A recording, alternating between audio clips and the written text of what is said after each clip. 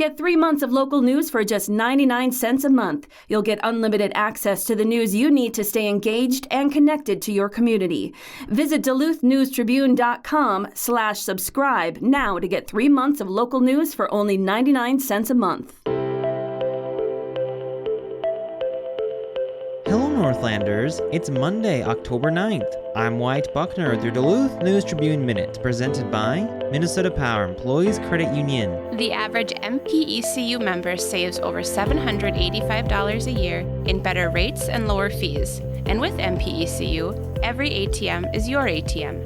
With their free checking program, you get ATM fee reimbursements at any ATM anywhere in the U.S. Check out Minnesota Power Employees Credit Union's services online at mpecu.com or visit their offices in downtown Duluth, Arrowhead Road, or Miller Trunk Highway.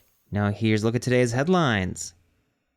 A prominent Minnesota attorney was arrested Friday after allegedly striking a construction worker on Interstate 35 and fleeing the scene. James Patrick Carey, 64, reportedly failed to stop after hitting the worker on the right shoulder of the northbound lanes near Hinckley at approximately 11:41 a.m., according to the Minnesota State Patrol. His 2016 GMC Acadia was found a short time later near Moose Lake, and he was taken into custody, authorities said. Alcohol was reported to be a factor in the incident. Carey is president and managing partner of the Seibin Carey law firm, which is based in the Twin Cities and includes a Duluth office. The firm, which advertises extensively across Minnesota, is one of the oldest and largest personal injury practices in the state. Carey, of Edina, Minnesota, was being held Friday night at the Pine County Jail on preliminary charges of fourth-degree driving while impaired and failing to stop for a collision. He has yet to be formally charged, and few details were immediately available. The State Patrol said the construction worker, Joseph Gregory Flanagan, 27 of Duluth, was taken to Essentia Health Sandstone with non-life-threatening injuries. The collision happened in dry conditions on I-35 between the Mora and Hinckley exits, according to the report.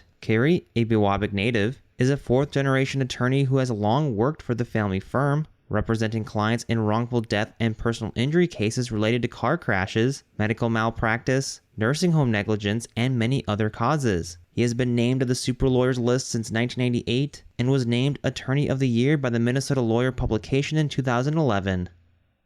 A 38-year-old Meadowlands woman died after an ATV crash Saturday. Authorities responded to a report of a crash at about 7:42 p.m. on a designated ATV trail south of Hibbing, the St. Louis County Sheriff's Office said in a news release. The woman, who had been riding as a passenger in a side-by-side ATV, had been struck in the chest by a tree branch. The Sheriff's Office did not identify the woman in the early Sunday statement. An ambulance brought her to Fairview Range Medical Center, where she was later pronounced dead. The Sheriff's Office said there was no indication of alcohol use or excessive speed. The incident remains under investigation. A 72-year-old Baudette, Minnesota man is dead after a Friday afternoon crash. Ambulances from Lake of the Woods, Birchdale, International Falls, and Baudette responded to a crash at 4:10 p.m. Friday on Minnesota Highway 11 at County Road 4 in northwest Koochiching County, according to the Minnesota State Patrol. Michael Arthur Cesar, 51 of Cloquet, was traveling east on Highway 11 in a Peterbilt semi-tractor trailer when Gary Lee Warnkin, traveling south from Frontier Public Landing, allegedly failed to yield right-of-way. According to the Minnesota State Patrol, the semi hit the passenger side of Warnkin's 2001 Mazda Tribute, and he was reported dead at the scene. Cesar was not injured. The State Patrol reported that Warnkin's airbag deployed, and he was not wearing a seatbelt. Now here's a look at your forecast, brought from the News Tribune's Northlandia podcast. Weather for the Duluth area today, looking at mostly sunny skies and breezy. High temperatures around the 50-degree mark, dropping into the upper 30s for tonight, with some more cloud cover sneaking its way back in. For Tuesday, mostly cloudy skies, temperatures in the upper 40s, mostly cloudy and breezy for Wednesday, high temperatures in the low 50s.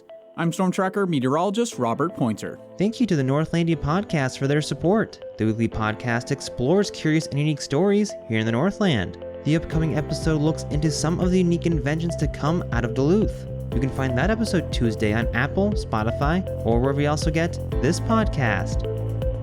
Reporting for today's episode was done by Tom Olson, Barrett Chase, and Melinda Levine. Thank you for listening to Duluth News Tribune Minute. Have a great day, and we'll see you back here tomorrow.